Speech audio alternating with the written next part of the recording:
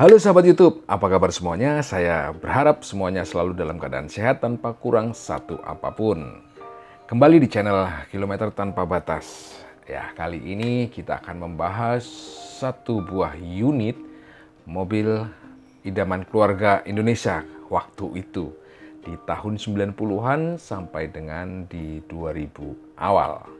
Di situ ada Toyota Kijang, Isuzu Panther, dan yang terakhir Mitsubishi Kuda yang ada di hadapan kita ini. Dalam video berikut ini sedikit kita akan mereview lalu seberapa pantas sih Mitsubishi Kuda di tahun 2023 ini kita miliki untuk harian kita, apakah masih worth it, dan lalu kelebihannya apa, kekurangannya apa, mari kita bahas. Oke sob, yang ada di hadapan kita ini adalah Mitsubishi Kuda 1600cc tahun 2000 dengan bahan bakar Pertalite tipe Super Exit generasi pertama. Jadi untuk tampilan di tahun 90-an akhir sampai dengan 2000 itu identik dengan bentuk yang mengapsul seperti ini ya. Nah, jadi untuk tipe tertinggi mobil di masa itu biasanya ditandai dengan adanya wiper belakang, power window, dan AC dengan double blower. Tapi tiga ciri yang saya sebutkan tadi itu nggak mutlak ya, karena biasanya untuk unitnya sendiri masih bisa di-upgrade dari tipe terendah menjadi tipe tertinggi walaupun biayanya lumayan banyak. Nah, untuk lampu sendiri di kala itu biasanya masih menggunakan kaca bening dan itu keras loh. Lalu bempernya sendiri dari plat utuh biasanya. Oke, dari tampilan depan kita masuk ke interior. Ketika kita membuka pintu, kita langsung disuguhkan dengan tampilan door trim yang mewah di kala itu berbahan fabric seperti ini. Power window-nya sudah ada di keempat pintu. Handle pintunya masih bentuk kotak ya. Lalu tuas pengunci pintunya masih berbentuk paku seperti ini. Kalau zaman sekarang kan udah menjadi satu ya dengan handle pintu bagian dalam tuh. Lalu untuk tuas yang ada di jok di Mitsubishi Kuda ini ada 3. Fungsinya berbeda-beda. Yang pertama reclining ya untuk punggung kita itu. Lalu maju mundur joknya. Dan yang ini pengatur ketinggian jok.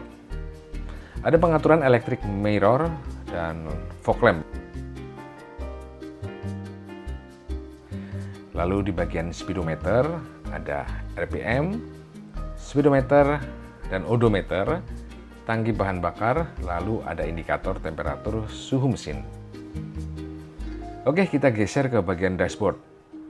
Terdapat ruang yang cukup untuk meletakkan barang-barang pribadi seperti handphone, tas, tisu, dan lain-lain. Lalu kita ke bagian panel AC. Hanya di Mitsubishi Kuda, panel AC terdapat 3 bagian. Paling kiri untuk mengatur sirkulasi udara. Lalu sebenarnya kapan sih sirkulasi udara ini kita pakai? Kalau saya pribadi, saat berjalan di area pegunungan yang bebas polusi, itu bakalan seger banget sob. Atau saat mobil seharian dijemur di bawah terik matahari, biasanya kalau kita mau pakai buka pintu itu di dalam kabin tuh panas gitu ya. Nah itu bisa kita fungsikan sembari membuka kaca dan menghidupkan blower atau kipas tanpa mengaktifkan temperatur suhu ya.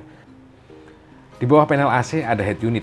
Untuk mobil kuda, slot atau space head unit bisa dipasang yang double din ya, sama seperti Kijang. Kalau untuk Panther dia hanya single din. Lalu untuk soket lector ada, nah ini nih yang unik, mobil tahun segitu masih ada asbaknya. Kalau sekarang biasanya difungsikan untuk uang koin. Ada tuas transmisi dengan 5 percepatan plus 1 mundur. Nah ini ada konsol box.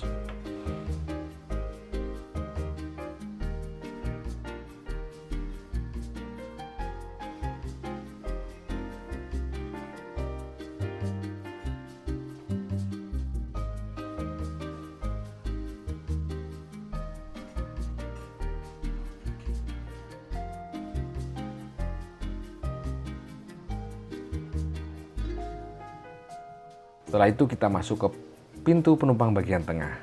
Tampilan door trim masih sama seperti di depan dan di semua sisi pintu sama seperti ini. Bedanya di sini ada asbaknya. Ini harusnya ada tutupnya ya. Di bawah asbak itu ada speaker. Lalu di jok baris tengah ini ada armrest. Ini yang unik. Jadi seperti captain seat gitu ya. Kalau Kijang Panther ada. Tapi kalau ini dia sendiri-sendiri gitu. Bener-bener kayak ya ala-ala captain seat gitu. Kalau penumpangnya 2 orang, ini bisa difungsikan armrest ini. Blower AC dan kisi-kisinya. Terdapat 3 pengaturan kekuatan semburan. Dan ini posisi duduk saya di baris tengah. Tinggi saya 170 cm dan untuk selonjoran ini masih sangat nyaman sekali. Dari kursi tengah kita langsung geser ke belakang. Dari depan sampai ke belakang ini bahan joknya sama. Kursi masih berhadapan-hadapan. Dan jika tidak difungsikan, jok ini masih bisa dilipat ke samping. Lalu kita ke ruang mesin.